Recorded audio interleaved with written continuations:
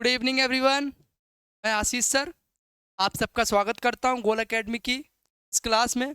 बच्चों, जैसा कि हमने पिछले लेक्चर में विलियन की सांद्रता की विधियों को पढ़ लिया था, ठीक है, और उसका एक प्यारा प्यारा न्यूमेरिकल देख लिया था।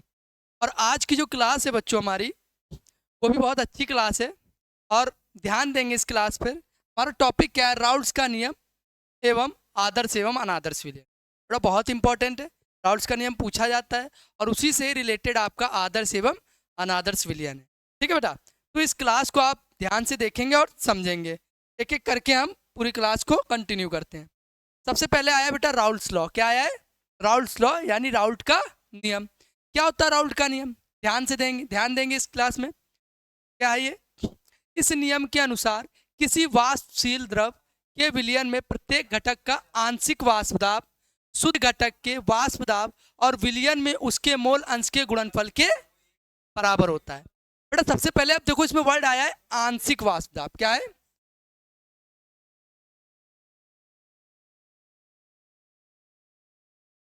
सबसे पहले वर्ड आया है, ये आपका वर्ड है आंशिक वाष्प दाब। क्या लिखा है? आंशिक, और ये हमारा वाष्प दाब। ठीक है बच्चों, तो आप सबको दिख रहा होगा आंशिक वाष्प दाब होता क्या है। समझ गए? आंशिक वाष्प दाब को समझेंगे। सबसे पहले देखो, आपको पता होना चाहिए, जब कोई द्रव, क्या चीज़, जब कोई द्रव, उसको जब हम उबालते हैं, ठीक है, तो जब उबालते हैं तो वो भाप में कन्वर्ट हो जाता है। और जब भाप में कन्वर्ट हो जाता है, जब भाप बनने लगता है, तो द्रव की सतह और भाप की सतह, है ना, यानी द्रव की सतह और भाप जो है उस पर क्या डालता है? एक दाब डालता है। वाष्प जो होती है वो उस पर एक दाब डालती है, उसी को ही वाष्प दाब बोलते हैं। और आंशिक किसके लिए यूज किया है?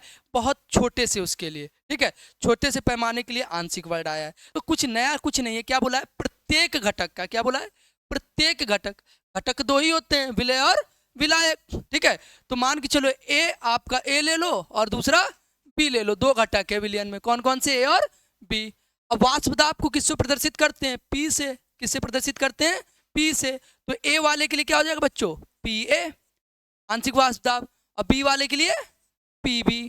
ठीक है, ये तो हो गया हमारा घटक के आंशिक वाष्प दाब। क्या बोला है? घटक के आंशिक वाष्प दाब, पीए और पीबी। अब बोला है शुद्ध घटक के वाष्प दाब। कुछ नहीं है, सब कुछ वही है। अब केवल एक वर्ड आ गया शुद्ध। क्या आ गया बच्चों? शुद्ध। तो शुद्ध के लिए क्या होता है बच्चों? शुद्ध के लिए आपका जैसे वहां पर पीए पीबी हुआ था, शुद्ध के लिए पी ए नॉट आ जाएगा। बस ऊपर क्या लग जाएगा? जीरो लग जाएगा। पी जीरो ए या पी नॉट ए। और यहां पर दूसरे वाले के लिए पी नॉट पी आ जाएगा। आई थिंक आपको ये चीज समझ में आ गई होगी। दो घटक हैं बच्चों। दो घटक कौन कौन से? एक ई ए और एक बी। ए किसी को भी ले सकते हो। ए आपका विलायक हो गया, बी आपका विलय हो गया। ठीक है, दोनों चीजों के लिए हम निकाल रहे हैं, दोनों घटकों के लिए निकाल रहे हैं। क्या? हम वाष्प दाब देख रहे हैं। तो वाष्प दाब नाम से ही पता चल रहा है। दाब, दाब क्या होता है? प्रेशर। और प्रेशर को किससे डिनोट करते हैं? पी से। ठीक है, तो ए के लिए निकाल रहे हैं तो पी ए, और बी के लिए निकाल रहे हैं तो पी बी। अब शुद्ध अवस्था, शुद्ध अवस्था के लिए क्या बता दिया? पी जीरो ए और पी जीरो बी। ये दोनों आपने समझ लिया कि दो कॉन्सेप्ट यहाँ पर यूज हो गए। और मोल अंश मैंने बहुत अच्छे से आपको समझाया है लास्ट लेक्चर में, ठीक है, तो वहां पे भी देख सकते हैं। लेकिन यहाँ पर मैं बता दूं कि मोल अंश को प्रदर्शित किससे करते हैं? एक्स से। किससे प्रदर्शित करते हैं? एक्स से। अच्छा, मोल अंश की परिभाषा, मोल अंश का न्यूमेरिकल सब कुछ पढ़ाया गया अगर आप पिछला लेक्चर देखोगे। तो यहाँ पर आपको बस ये सीधा सा नियम है। क्या कह रहा है? प्रत्येक घटक का आंशिक दाब, आंशिक वाष्प दाब शुद्ध घटक के वाष्प दाब और उस विलयन के मोल अंश के गुणनफल के बराबर होता है। अब देखेंगे, अगर इसका गणितीय स्वरूप देखेंगे तो सीधा सीधा केवल और केवल आपको एक लाइन याद रखनी है। क्या बोला है? जो चीज बोला है, क्या बोला है? प्रत्येक घटक। सबसे पहले पी ए के लिए निकाल लेंगे तो पी ए, पहला घटक हमने ले लिया पी ए। तो पी ए बराबर क्या है? क्या बोला है? जो आंशिक वाष्प दाब है, क्या है? आंशिक वाष्प दाब है, वो बराबर किसके है? शुद्ध, शुद्ध अवस्था में वाष्प दाब के, और गुणनफल में क्या है? मोल अंश। और मोल अंश एक्स लगाया है, और दोनों के लिए अलग अलग निकालेंगे तो एक्स ए कॉमा एक्स भी हो सकता है। तो सबसे पहले ए के लिए निकाल लो तो यहाँ पर आ गया एक्स ए। तो आई थिंक आपको समझ में आ गया होगा कि राउल्ट का नियम होता क्या है। राउल्ट का नियम क्या है? इस केवल इस एक लाइन को अगर आपको ध्यान में रख लोगे तो पूरा राउल्ट का नियम आपको ध्यान हो जाएगा। क्या? कि शुद्ध, ये सबसे पहले क्या है? किसी भी विलयन के घटक, कोई सा भी घटक हो सकता है, किसी भी विलयन के घटक का वाष्प दाब, ठीक है, तथा क्या होता है, किसके बराबर होता है, शुद्ध अवस्था में वाष्प दाब तथा विलयन के मोल अंश के गुणनफल के बराबर होता है। इसे ही क्या बोलते हैं, राउल्ट्स का लॉ कहते हैं, इसे ही राउल्ट का नियम कहा जाता है। आई थिंक आपको समझ में आ गया होगा कि राउल्ट का नियम होता क्या है। ये हमने पीए के लिए निकाल लिया, इसी तरह पीबी के लिए निकाल लो। तो पीबी बराबर क्या हो जाएगा बच्चों, पीबी बराबर हमारा निकल के आएगा, जहां जहां बी है मतलब जहां जहां पर ए था वहां हमने बी लिख दिया है, तो यहां पर भी क्या करना पड़ेगा, जहां जहां पर बी है इस जगह पर क्या आ जाएगा, P0 बी, और यहाँ पर क्या हो जाएगा एक्स बी। सब कुछ सेम है, बस हमने घटक चेंज कर दिया है। आई बात समझे, नियम दोनों में एक ही अप्लाई हुआ है, दोनों समीकरण सेम है। अब हमें करना क्या है, अगर जैसे न्यूमेरिकल में आ जाए तो न्यूमेरिकल में हमें क्या करना होता है, सबके मान दे के रखिएगा, किसी एक का मान पूछ लेगा। सपोज करो कह देगा कि किसी विलयन में जो उसका एक घटक है उसका वाष्प दाब जो है, आंशिक वाष्प दाब है वो इतना दे रखा है mHg, शुद्ध अवस्था में उसका वाष्प दाब इतना दे रखा है, तो इसका मोल अंश या मोल प्रभाज ज्ञात कीजिए। ठीक है, तो न्यूमेरिकल इसका करवाएंगे। ठीक है, जब वन शॉट चलेगा न्यूमेरिकल का तब ध्यान से देखना, हर एक तरीके का न्यूमेरिकल आपको वहां पर देखने को मिलेगा जो बोर्ड में पूछा जाता है। तो आई थिंक आप ये समझ गए होंगे। लेकिन एक चीज और इसकी अगर हम निकालें, ये तो हमने पी और पी भी निकाल लिया, अगर हमें निकालना हो क्या बच्चों, पी टोटल, क्या निकालना हो, और टोटल का मतलब क्या होता है बच्चों, पूरा, टोटल का मतलब पूरा। अगर हमें संपूर्ण निकालना है तो पी एक घटक हो गया, पी बी दूसरा घटक हो गया। अगर हमें पी टोटल निकालना है तो पी टोटल क्या होगा, दोनों का ऐड, यानी पी टी बराबर क्या हो जाएगा बच्चों, पी ए प्लस में पी बी, और इसको और विस्तार करोगे तो क्या आ जाएगा, पी टी बराबर पी ए का मान कितना है, P0 ए डॉट एक्स ए, डॉट का मतलब गुणे में, फिर प्लस है तो प्लस लगा दिया, यहाँ पर भी P0 पी भी निकाल लेना तो P0 B dot x B. अच्छा, अब आपको ये निकल गया और यही इसका मान आ गया आपका, ये पूरा विस्तार में इसका फॉर्मूला निकल करके आ गया पूरे विलियन के लिए। किसके लिए, पूरे विलियन के लिए। वो दोनों जो निकाले, ये नंबर 1 वाला, ये घटक के लिए, अलग अलग घटक के लिए, जो दो घटक हमने लिए थे ए और बी, हमने दो घटक कौन कौन से लिए थे, ए और बी, उन दोनों घटकों के लिए, और वो किसके लिए, पूरे टोटल विलियन के लिए। आई थिंक आपको राउल्ट का नियम समझ में आ गया होगा। राउल्ट के नियम में क्या कहा था, राउल्ट ने केवल इतना बताया था कि इस नियम के अनुसार, इस नियम के अनुसार किसी वाष्पशील द्रव के, किसी वाष्पशील द्रव के विलयन में प्रत्येक घटक का आंशिक वाष्प दाब, क्या, आंशिक वाष्प दाब, अभी मैंने बताया आंशिक वाष्प दाब हमने क्या लिए हैं, पी ए और कॉमा पी भी, अलग अलग घटकों के लिए। ठीक है, आंशिक वाष्प दाब शुद्ध घटक के वाष्प दाब के, शुद्ध घटक का ये लिखा है P0 ए P0 बी के वाष्प दाब, और विलयन, विलयन में उसके मोल अंश के, और विलयन में उसके मोल अंश के, यानी एक्स ए और क्या है एक्स बी हो सकते हैं, के गुणनफल के बराबर होता है। यही हमारा राउल्ट का नियम है। तो बच्चों राउल्ट का नियम तो आप समझ गए कि राउल्ट का नियम ये होता है।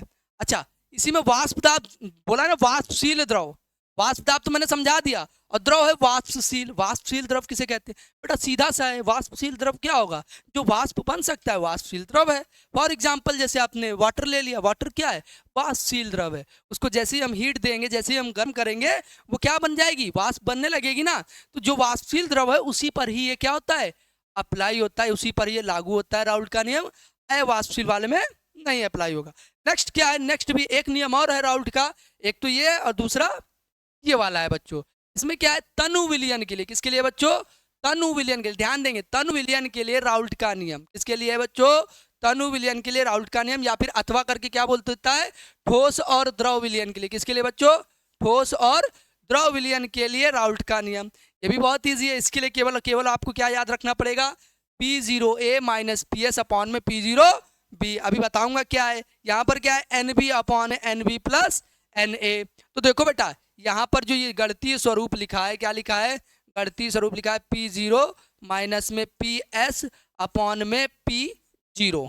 ठीक है, और ये बराबर किसके है, मोल अंश के, एन बी अपॉन में N B plus N A, N B plus N A. अभी बताता हूँ क्या चीज़ है ये, बहुत ईजी है, बहुत ईजिली आपको ये पूरा नियम भी समझ में आ जाएगा। क्या कह रहा है, इस नियम के अनुसार वाष्प दाब का अपेक्षिक अवनमन, क्या है बच्चों, वाष्प दाब का अपेक्षिक अवनमन, इसका फॉर्मूला क्या होता है, P0 minus P S upon P0। विलय के मोल अंश किसके लिए, विलय के, और विलय के लिए क्या होता है, यहाँ पर लिखा है विलय के लिए इन्होंने एन बी लिया, यानी एक्स बी आ जाएगा। अभी मोल अंश आपको बताया था ना, एक्स ए और एक्स बी, एक्स ए था विलायक का, विलायक घटक होगा अगर, और विलय किसके लिए आ जाएगा, विलय के लिए एक्स बी आ जाएगा। आई बात समझ में? तो ये मोल अंश है, क्या केवल और केवल क्या है, मोल अंश। और मोल अंश का ये मोल अंश की जो फॉर्मूला होता है क्या होता है, एन बी अपॉन में N B plus N A. क्या होता है, किसे बोलते हैं, मोल अंश। मोल अंश उसे बोला जाता है, ऊपर आएगा मोलों की संख्या, अगर विलय की बात कर रहा है तो विलय की मोलों की संख्या, और नीचे क्या आएगा, कुल विलयन के मोलों की संख्या। कुल का मतलब N B plus N A, दोनों को जोड़ दिया है, दोनों को जोड़ दिया यानी विलय प्लस विलायक के मोलों की संख्या। समझ में आई बात? अगर मोलों की संख्या की अगर हम बात करें या मोल अंश की हम बात करें तो मोल अंश होता क्या है, किसी विलयन में उपस्थित किसी घटक के मोलों की संख्या तथा विलयन में उपस्थित कुल मोलों की संख्या के अनुपात को उस विलयन का मोल अंश कहा जाता है। ये बच्चे मैंने बहुत अच्छे से समझा रखा है लास्ट पिछली क्लास में, ठीक है। इस लेक्चर के बाद आप उसको जरूर देख लीजिएगा और अच्छे से समझ में आ जाएगा आपको। तो आप समझ गए मोलों की संख्या क्या होती है। अच्छा, अब ये भी समझ लो वाष्प दाब में आपेक्षिक अवनमन क्या होता है। ये भी आपके लिए नया वर्ड लग रहा होगा जिसने नहीं पढ़ी होगी क्लास, ठीक है। तो यहाँ देख सकते हैं वाष्प दाब में आपेक्षिक अवनमन होता क्या है। बेटा यहाँ पर जो वर्ड यूज हुए हैं इन सब के नाम आपको यहाँ पर मैं लिख देता हूँ, लिख दो, देखो इजिली आपको समझ में आ जाएगा। कलर भी चेंज कर लेते हैं जिससे कि आपको इजिली दिखाई भी दे। क्या है, सबसे पहले हमारे पास दिख रहा है P0। P0 क्या है, वाष्प दाब है। किसके लिए, जीरो किसके लिए लगता है, शुद्ध अवस्था या शुद्ध विलायक के लिए। क्या आ जाएगा, शुद्ध अवस्था का वाष्प दाब। शुद्ध अवस्था में विलायक का वाष्प दाब, विलायक का वाष्प दाब, वाष्प दाब, ठीक है। इतना समझ गए होगे।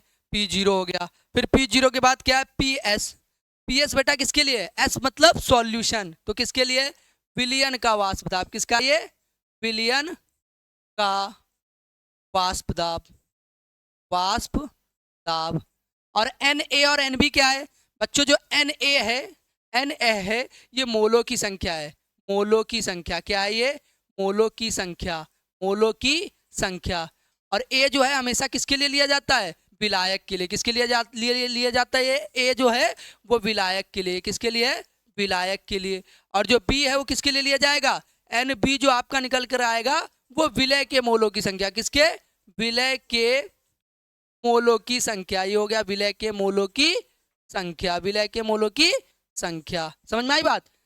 अब इजीली आप समझ गए होंगे। देखो सबसे पहले अगर वहां नहीं दिख रहा है तो ये क्या है, ये शुद्ध विलायक के क्या है, शुद्ध विलायक का वाष्प दाब।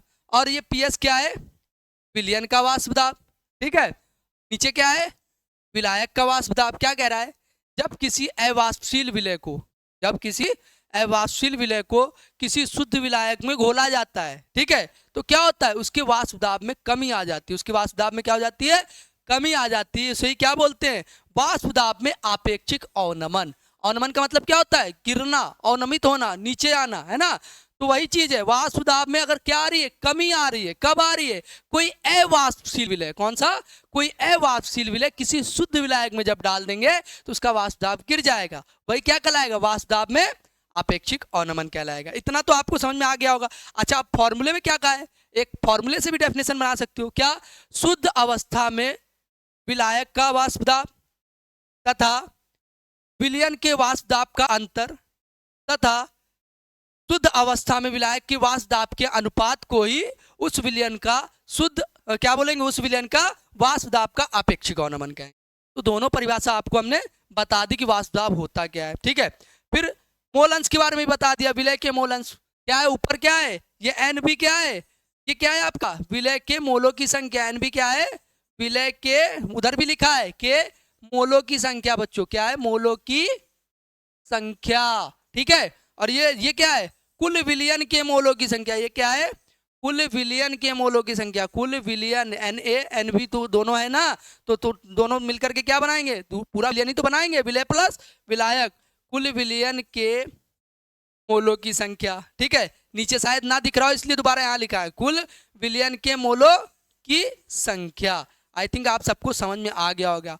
नियम क्या है, नियम सीधा सा है, वाष्प दाब में आपेक्षिक अवनमन किसके बराबर होगा, विलय के मोल अंश के बराबर होगा। वाष्प दाब में अपेक्षिक अवनमन विलय के मोल अंश के बराबर होता है। यही राउल्स का दूसरा नियम है। सीधा सीधा दोनों समझा दिया। विलय जो आपका ये वाष्प दाब में अपेक्षिक अवनमन क्या होता है और ये विलय के मोल अंश क्या होता है। अगर आपको ये यहाँ पर भी नहीं समझ में आ रहा है, पूरा और अच्छे से देखना है तो आप वन शॉट देख सकते हैं। वन शॉट में भी बहुत ही विस्तार से बच्चों, बहुत प्यार से, बहुत अच्छे से आपको समझाया है। ठीक है, तो इतना आपको समझ में आ गया होगा बच्चों, आई थिंक। ठीक है, तो ये दूसरा नियम था हमारा। दूसरा नियम भी हमारे बच्चों को समझ में आ गया होगा। अब क्या है बच्चों, अब हम जो देखेंगे आदर्श विलयन। क्या पढ़ेंगे अब बच्चों, देखो इसी से ही जुड़ा हुआ है आदर्श विलयन, और कुछ नहीं है। अगर राउल्स का नियम आपने पढ़ लिया तो आदर्श विलयन वहीं से आपका बन गया। ठीक है, क्या होता है, जो विलयन सभी ताप तथा सांद्रता पर राउल्ट के नियम का पालन करते हैं आदर्श विलयन कहलाते हैं। तो परिभाषा होगी, क्या होगी परिभाषा, सभी ताप और सांद्रता, टेम्परेचर कुछ भी हो, कंसंट्रेशन कुछ भी हो, सभी ताप तथा सांद्रता पे राउल्ट के नियम का जो पालन करेंगे विलयन, वो क्या कहलाएंगे, आपके आदर्श विलयन कहलाएंगे। अरे नियम को पालन कर रहे, नियम का पालन कर रहे तभी तो आदर्श बन गए। अगर हम भी मम्मी पापा का कहा मानते, उनका कहा सुनते हैं, है ना, तो क्या बनते हैं हम, आइडियल बनते हैं ना, अच्छे बनते हैं ना। अच्छे इंसान बनना है तो जो बड़े लोग आपके जो होते हैं, टीचर्स होते हैं, माता पिता होते हैं ना, जो अच्छे दोस्त होते हैं ना, जो चीज़ आपको सिखाते हैं अच्छी चीज़ें, अगर उसको आप फॉलो करोगे, आइडियल करोगे, तो तभी तो आप जाकर के क्या बनोगे, आइडियल बनोगे। तो आइडियल बनने के लिए क्या करना पड़ता है, नियम का पालन करना पड़ता है। तो यहाँ पर भी उसने क्या किया है, राउल्ट के नियम का पालन किया है। और राउल्ट के नियम का पालन के लिए किया है तो इसलिए कैसा सॉल्यूशन बन गया, आइडियल सॉल्यूशन बन गया, आदर्श विलयन आपका प्राप्त हो गया। अच्छा, आदर्श विलयन तो आप समझ के क्या होता है आदर्श विलयन, जो राउल्ट के नियम का पालन करेगा आदर्श विलयन। और उसकी शर्तें क्या है बच्चों, शर्तें भी देख लेते। सबसे पहला है, सबसे पहली शर्त वही परिभाषा से उठा के रख दी है, क्या, जो राउल्ट के नियम का पालन करते हैं, पहली शर्त। दूसरी शर्त क्या है, आयतन में परिवर्तन शून्य होना चाहिए बच्चों। आयतन, अभी आयतन में परिवर्तन कैसे समझेंगे ये भी समझ लो। परिवर्तन कह रहा है आयतन में, आप सपोज करो एक V1 है एक V2 है, दोनों में क्या है अंतर, अगर हम कर दे तो परिवर्तन आ जाएगा ना। प्रथम वाला अंतिम वाला, दोनों का अंतर ही क्या कहलाता है, परिवर्तन। और V माइनस V2 मतलब volume, volume first volume second, दोनों का अंतर कर दिया तो हमारा क्या निकल गया, ये आयतन में परिवर्तन। इसी को हम क्या लिखते हैं, डेल्टा V। क्या लिखते हैं बच्चों, और डेल्टा V किसके बराबर होना चाहिए, शून्य के बराबर होना चाहिए। यानी आयतन में परिवर्तन शून्य होना चाहिए, कोई भी परिवर्तन नहीं आना चाहिए। समझ में आई बात, तो आयतन में परिवर्तन कितना आएगा, शून्य। दूसरा, ये दूसरी शर्त है इसकी। अच्छा, तीसरी शर्त क्या है, ऊष्मा ना तो आपकी अवशोषित हो रही हो यानी ग्रहण हो रही हो, ना ही उत्सर्जित हो रही है। कहने का मतलब क्या है, ऊष्मा का ना तो अवशोषण हो रहा हो ना ही उत्सर्जन हो रहा हो, यानी ना ऊष्मा ग्रहण की जा रही हो ना ऊष्मा बाहर निकल रही हो। समझ में आई बात, ना ऊष्मा क्षेपी अपक्रिया हो ना ऊष्मा शोषी अपक्रिया हो, दोनों ही अलग अलग, मतलब दोनों ही अगर नहीं है तो यानी क्या है, यहाँ पर भी क्या आएगा, एक मान जीरो आ जाएगा। किसका मान जीरो आ जाएगा, और ऊष्मा को किससे प्रदर्शित करते हो, H से। H क्या है, H1 माइनस H2 कर देंगे, यानी ऊष्मा में परिवर्तन भी क्या हो रहा है, जीरो। और ऊष्मा में परिवर्तन को भी एक और वर्ड से जोड़ा जाता है, एंथैल्पी। क्या बोला जाता है बच्चों, एंथैल्पी भी ऊष्मा में परिवर्तन है, एंथैल्पी भी ऊष्मा का ही एक रूप है बच्चों। ठीक है, तो एंथैल्पी में परिवर्तन भी, यानी डेल H बराबर भी क्या आएगा बच्चों, जीरो। डेल H जीरो मतलब क्या हुआ कि H1 minus H2, H1 minus H2, del H को क्या बोलते हैं, H1 minus H2, del H क्या है, H1 माइनस H2, उसका भी परिवर्तन कितना आना चाहिए, जीरो जीरो। यानी ना तो ऊष्मा अवशोषित हो रही ना ही उत्सर्जित हो रही है। फिर लास्ट वाला क्या है, लास्ट वाला, विलय तथा विलायक के गुण आदर्श विलयन में समान होते हैं। ये भी समझ लो, बहुत ईजी है। अगर आदर्श विलयन ले रहे हो तो जैसा विलय है वैसे ही आपको विलायक लेना है, जैसा आपका विलय है वैसे ही विलायक लेना है। सपोज करो हमने विलय लिया, क्या विलय लिया हमने, ध्रुवीय। कैसा लिया, ध्रुवीय। आपका ध्रुवीय मतलब पोलर, ठीक है, जिसमें कैटायन एनायन, धन आयन और ऋण आयन होते हैं। तो विलायक भी आपको कैसा लेना पड़ेगा, ध्रुवीय लेना पड़ेगा, जिसमें कैटायन एनायन प्राप्त हो सकती है। सबसे अच्छा एग्जाम्पल हो सकता है, जैसे हमने ले लिया, ये हमने ले लिया जल बच्चों, क्या ले लिया, जल। ठीक है, जल ले लिया, है ना, या कोई सा भी ले सकते हो, जल ना लेना, जल के अलावा भी ले सकते हो आप। जल के अलावा, जिस जल के बारे में ज़्यादा अच्छे से नहीं समझ में आएगा आपको, जल के अलावा हम ले सकते हैं। सपोज करो हमने ले लिया H2SO4, क्या ले लिया, H2SO4। H2SO4 किस में टूटता है बेटा, आपका एक H प्लस आयन में और दूसरा SO4 माइनस आयन में। ठीक है, तो दो H है तो दो से मल्टीप्लाई कर दी।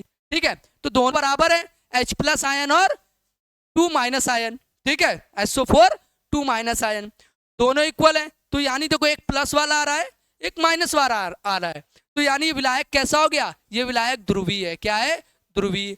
और ध्रुवीय, इसी ध्रुवीय विलायक में हम एक चीज और डाल दे, जो कि क्या डालने हैं, कोई सी भी ले सकते हो आप, आपने ले लिया NaCl। क्या ले लिया, NaCl, ठीक है। तो ये विलेय और विलायक दोनों की प्रकृति क्या हो गई, समान होगी, क्योंकि NaCl भी क्या है, एक ध्रुवीय विलेय है, Na प्लस और प्लस Cl माइनस, ले लिया ना। तो दोनों को अगर मिलाओगे तो दोनों मिल जाएंगे आपस में आराम से, और कैसा विलयन बना सकते हैं, आदर्श। ये बेटा ये एग्जाम्पल के लिए आपको समझाया, ठीक है। बाकी आदर्श विलयन के बहुत सारे एग्जाम्पल हैं, ठीक है। तो बहुत सारे एग्जाम्पल आप, जैसे आपको मेथेन और एथेन है ना, इन सबको ऐड करोगे, ठीक है, तो समझ गए होंगे कि आदर्श विलयन होता क्या है एक्चुअल में। एक्चुअल में आपका आदर्श विलयन होता क्या है, यानी विलेय और विलायक के गुण आदर्श विलयन में क्या होंगे, समान होंगे, बिल्कुल क्या होंगे, समान होंगे। आई बात समझ में, इतना आपको समझ में आ गया होगा कि आदर्श विलयन क्या होता है। अच्छा, आदर्श विलयन आपको जब समझ में आ गया, क्या बोला आदर्श विलयन के बाद, अनादर्श विलयन। क्या बोला बच्चों, अनादर्श विलयन। अनादर्श विलयन क्या होता है, जो विलयन सभी ताप तथा सांद्रता पर राउल्ट के नियम का पालन नहीं करते हो, क्या कहलाएंगे, अनादर्श विलयन कहलाएंगे। अब अनादर्श विलयन की आवश्यक शर्तें क्या है, सबसे पहली शर्त है क्या, कि वही चीज है फॉर्मूले से, बस देखो अगर आप आदर्श पढ़ लिए, आदर्श समझ गए, तो अनादर्श क्या है, उसका अपोजिट है। वहां पर करते थे, यहाँ पर करते नहीं है। नॉन आइडियल स्टूडेंट कौन होता है, जो लॉज को फॉलो नहीं करता है, रूल का पालन नहीं करता है ना, वही क्या कहलाता है, अनादर्श विलयन कहलाता है। वही क्या कहलाएगा, अनादर्श विलयन कहलाएगा। तो देखो लिखा है ना, नॉन आइडियल सॉल्यूशन, जो विलयन सभी ताप तथा सांद्रता पे राउल्ट के नियम का पालन नहीं करते हैं।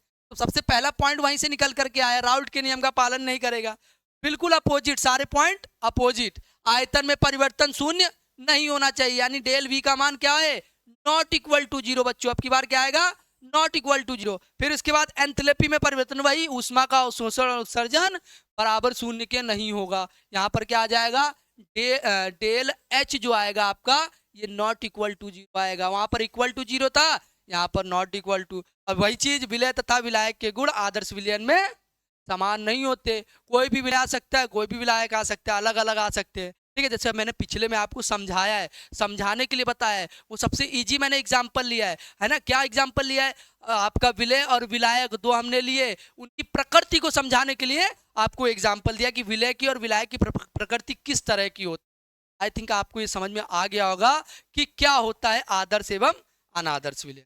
तो बच्चों देखो, जो जो हमने पढ़ा एक बार रिवाइज कर लेते हैं। सबसे पहले हमने राउल्ट्स का नियम पढ़ा, ठीक। राउल्ट्स का नियम, दो नियम पढ़े। पहला नियम क्या पढ़ा, कि जो आपका राउल्ट्स का नियम जो लागू होता है, वो किस तरह से लागू होता है, किसी भी वाष्प दाब के लिए, किसी भी घटक के वाष्प दाब जो होता है वो किसके बराबर होता है, शुद्ध अवस्था में वाष्प दाब तथा मोल अंश के गुणनफल के बराबर होता है। फिर दूसरा नियम जो हमने पढ़ा, वो हमने किसके लिए पढ़ा, जो हमने दूसरा नियम पढ़ा है अवाष्पशील विलय के लिए पढ़ा है, या ठोस द्रव विलयन के लिए पढ़ा है। उसमें क्या है कि वाष्प दाब में जो अपेक्षिक अवनमन होता है, वाष्प दाब में जो घटाव आता है, वो किसके बराबर आता है, विलय के मोल अंश या मोल प्रभाज के बराबर आता है।